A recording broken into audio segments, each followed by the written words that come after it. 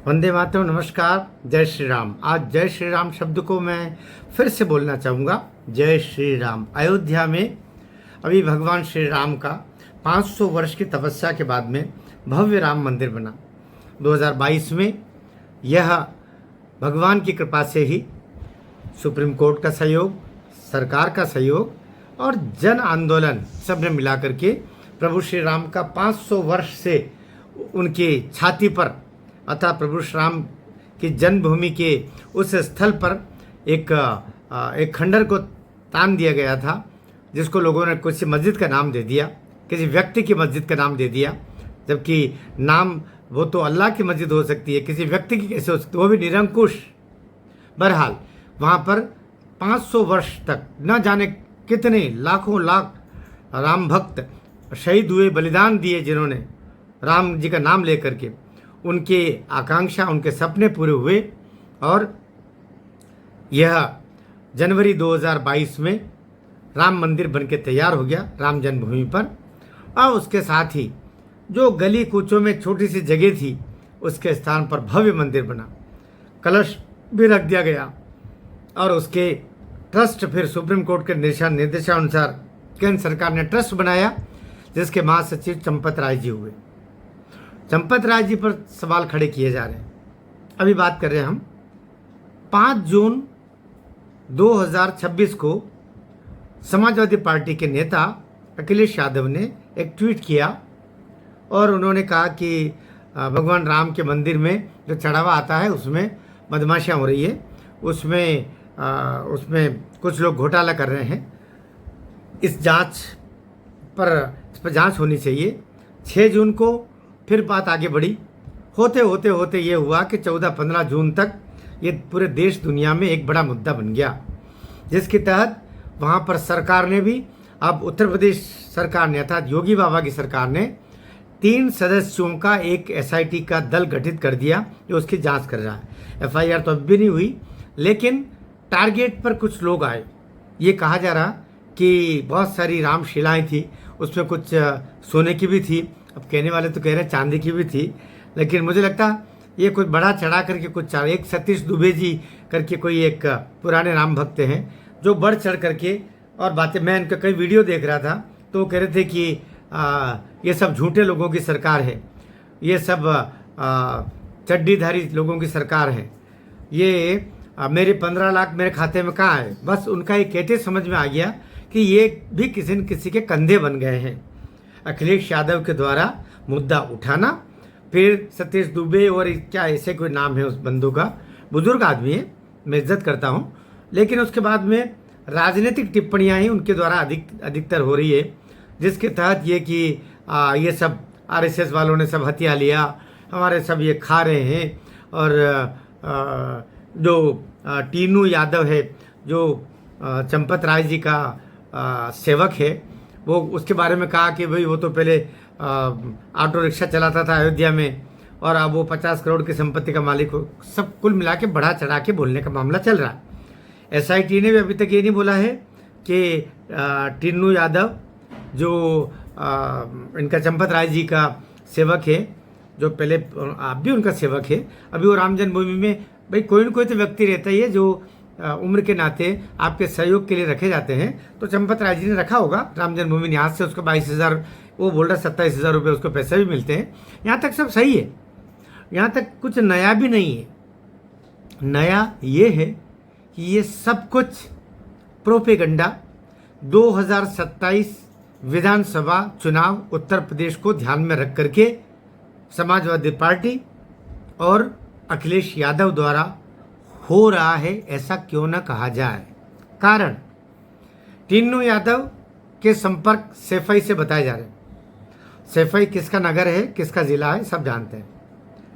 फिर टीनू यादव का भतीजा मनीष यादव, जिसकी नियुक्ति टीनू यादव ने की, यादव PDA का ही मेंबर, मैं कोई आरोप नहीं लगा रहा हूँ, लेकिन सैफई से उसके संबंध बताया जा रहा है।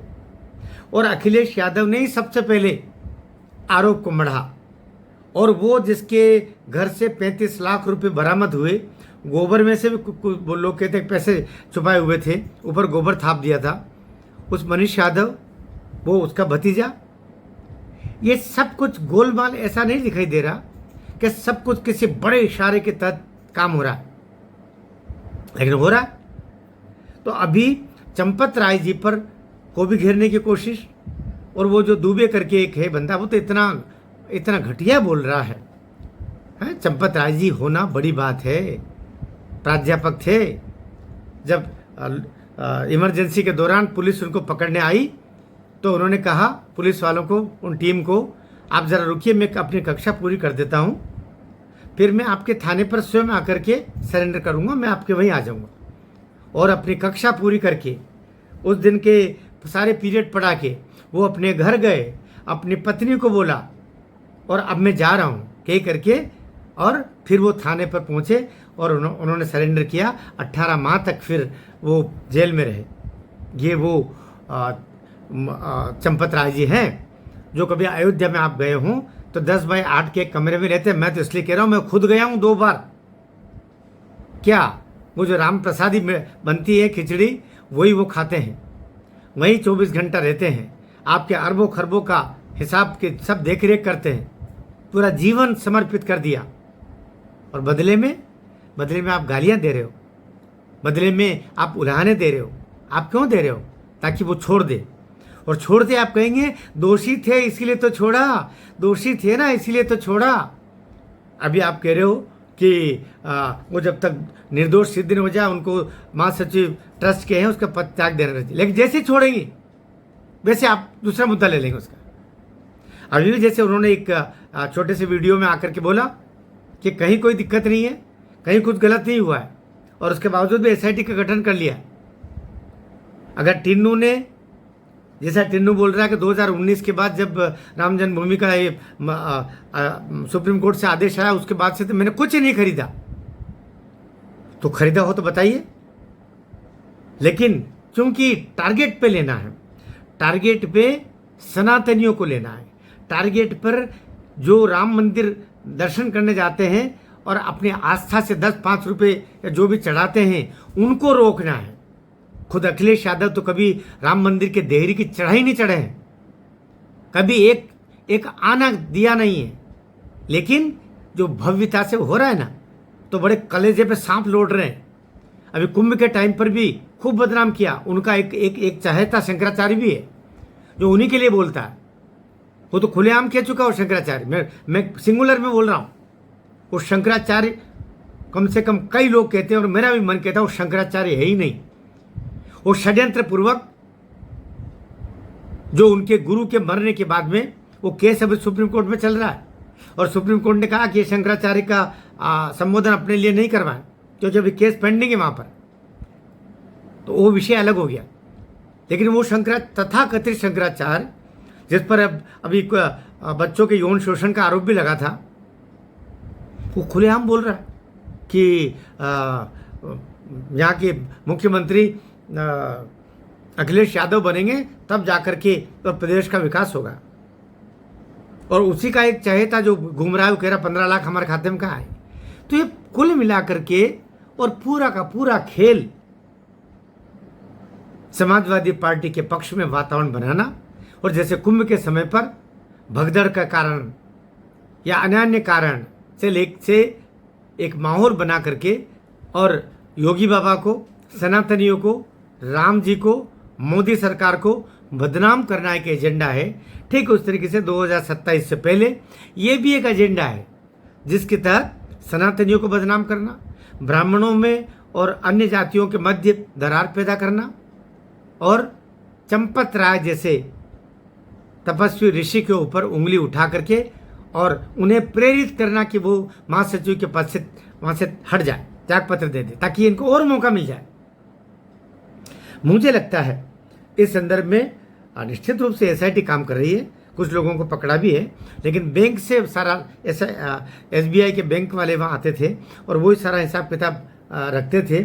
सीसीटीवी की 8 महीने की रिकॉर्डिंग क्यों डिलीट कर दी? अरे भाई पूरे समय की थोड़ी रख सकते भाई। 8-8 महीने की जो मेमोरी होती है उसके बाद में डिलीट तो करना पड़ेगा ना। कैमरे में से डिलीट किया है, उसको संभाल करके तो उसमें रखा है सिस्टम में, कैमरे से डिलीट किया है, लेकिन इसकी रिकॉर्डिंग तो सुरक्षित बताई जा रही है कि वो तो उसमें स्टोरेज करके रखी हुई है, लेकिन वहाँ से क्यों डिलीट किया, वहाँ से क्यों डिलीट किया, ये बताया जा रहा। दोनों पक्ष है। अभी मैं भी अभी ठीक से आश्वस्त नहीं हूँ, लेकिन कहा जा रहा है कि वो मेमोरी सब रिकॉर्ड करके रखी गई है। तो अभी जिस तरीके से माहौल बनाया जा रहा है, ये रामशंकर यादव टीनू के लिए बात चल रही है, और गोबर में से पैसे निकले, ये सब बातें, तो इसका खुलासा होना चाहिए, संदेह का निवारण होना चाहिए। या तो संदेह आए नहीं आए तो उसका निवारण होना चाहिए। ये भगवान का काम है, वैसे भी भक्तों का काम है वैसे भी। और किसी ने अगर एक आना भी प्रभु राम के उस चढ़ावे से लिया है तो उसकी आने वाली 7 पीढ़ियां नष्ट हो जाएगी, ये तय बात मान के चलेगा। और अखिलेश बाबू, वो ममता बनर्जी का किस्सा भूल मत जाना। वही श्री राम कहने पर आपत्तियां ले रही थी, अब राम नाम सत्य हो गया है। पश्चिम बंगाल में सब चले गए, 80 में से 65 विधायक भी चले गए, पार्टी खत्म हो गई। और यहाँ पर भी 27 में से 21-22 सांसद चले गए, यहाँ भी पार्टी खत्म। राम नाम सत्य इसी को कहते हैं, इसलिए कहते हैं राम नाम सत्य है। ममता बनर्जी ने भी स्वीकार कर लिया।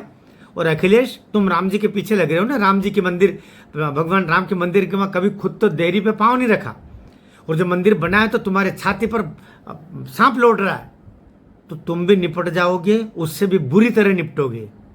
ये समय ज़्यादा नहीं, शायद 1 महीने में आपको उसकी सज़ा राम जी दे देंगे। तब रोने के लिए भी जगह नहीं मिलेगी, आंसू पोंछने के लिए टॉवेल नहीं मिलेगा। मेरा ये वीडियो संभाल के रखना, और जो अखिलेश यादव को चाहने वाले हैं वो मेरा वीडियो ज़रूर पहुंचाए कि 1 महीने का समय दिया है मनर के गपशप में उस यूट्यूबर ने। 1 महीने में अखिलेश यादव मुंह छुपा करके रोए नहीं तो आप नोट कर लीजिए तारीख। और ये पार्टी भी समाजवादी पार्टी न समाज की रहेगी न वादी रहेगी, ये सब भी तितर बितर हो जाएंगे। जिस तरीके से ममता बनर्जी का हुआ, उसने भी राम का विरोध किया, ये भी राम का विरोध कर रहे हैं, राम भक्तों की भावनाओं को नुकसान पहुंचा रहे हैं सार्वजनिक रूप से, और रोज ट्वीट करके वातावरण बनाने का प्रयास कर रहे हैं। लेकिन राम जी तुम्हारी ऐसी गत करेंगे कि नाम लेवा नहीं मिलेगा। अखिलेश कहते हैं भगवान शंकर को, तुमको उनका भी शाप लगने वाला है, और राम जी का तो लग गया। चंपत राय जैसे ऋषि पर आरोप लगा रहे हो ना, देख के देखना, एक हड्डी है ना, पूरी उम्र हो गई 80 साल से, क्या करेगा, न लाद है न औलाद है, न कोई है पीछे रोने वाला। किसके लिए कमा रहा, पूरी उम्र दे दी तुम्हारे सनातन की सेवा में, उस पर आरोप लगा रहे हो हैं। जिनके दुनिया में अरबों रुपए की संपत्तियां, होटलें और द्वीप खरीद रखे कई देशों में, वो अखिलेश यादव, वो समाजवादी पार्टी आरोप लगा रही है चंपत राय पर, राम मंदिर पर। छी तुम्हारे ऊपर। भारत माता की जय। जय श्री राम। भगवान राम इनको सजा अवश्य देना।